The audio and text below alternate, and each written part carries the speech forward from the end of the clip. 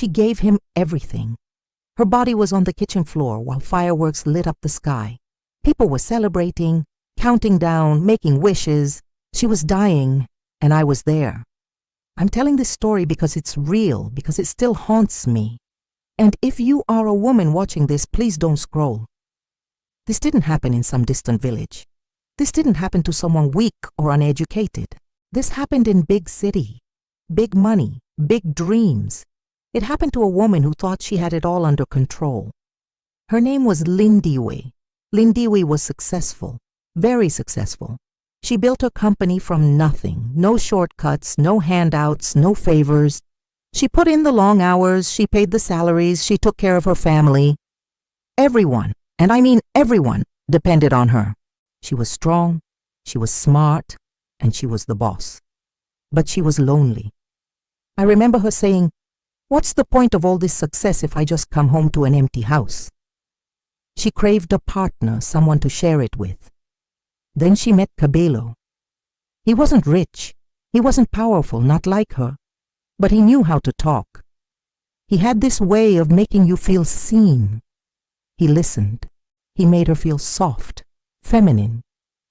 He would say things like, "You don't need to be strong all the time," and "You deserve peace." And when you've been carrying the weight of the world on your shoulders for years, that sounds a lot like love. It's what she thought she was missing. At first he supported her. He praised her success, telling everyone how amazing she was. But then, slowly, things started to change. It was subtle. She stopped saying "my company."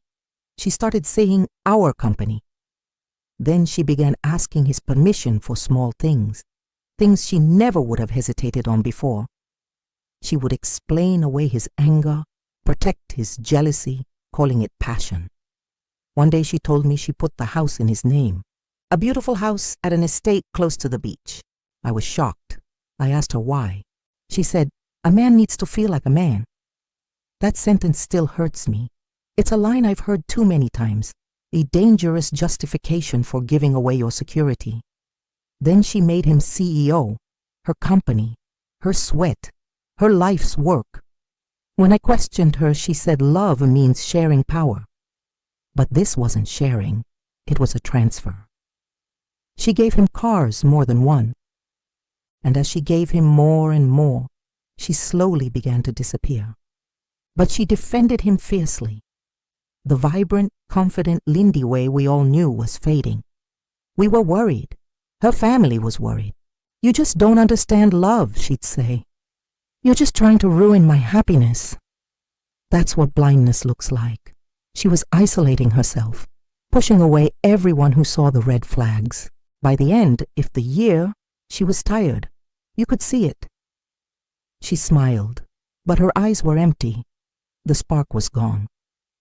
New Year's Eve arrived. We were at her house. The music was low, drinks were on the counter, and the TV was on, counting down to midnight. Fireworks were already starting to light up the sky outside. Lindiwe was trying so hard to make it perfect. She was cooking, smiling, flitting around, making sure everyone was comfortable. But the tension was thick. Kabelo barely spoke a word to anyone. He just sat there, simmering. Around 11:45, they went into the kitchen. Their voices were low, tense. I felt my chest tighten. I couldn't make out all the words, but I heard her say, "I gave you everything." She wasn't angry. She was just broken. I stood in the hallway, frozen. I didn't move. I didn't want to interfere. And then I heard a sound that does not belong in a home. A sound that rips through the air and changes everything forever. Everything forever. I screamed, "Lindiwe!" I ran. She was on the floor. Lindiwe, gone. And Kabelo stood there, quiet, empty, just staring. And then midnight came. The fireworks exploded. People outside were screaming with joy. "Happy New Year!" Inside that house, someone screamed in pain. The police came. The neighbors watched, phones out, recording. They took Kabelo away. But listen to me carefully. The house was still in his name. The company still listed him as CEO. The cars were still his. Her family, in the middle of their grief, had to fight in court. They had to deal with lawyers instead of being allowed to heal. She had given him everything, and in the end, he had taken it all, including her life. If you are a woman watching this, please hear me. Love should not take your power. Love should not erase your name. Love should not make you smaller to make someone else feel big. If a man feels threatened by your success, that is not love. If he needs control over you to feel secure, that is danger. Lindiwe thought giving more would save her relationship. It didn't. On New Year's Eve, after she gave him everything she had, he killed her. I was there. Please, don't let this story become yours. Build your own life, protect your assets, and never, ever let anyone dim your light. Love should never take your power. If it makes you smaller, it is not love. Never give away what you built to prove loyalty.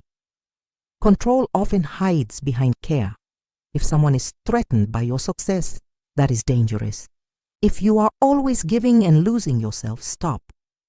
Real love brings peace and safety, not fear. Choose yourself. Stay alive. Thank you for watching. Subscribe, like, comment, and share.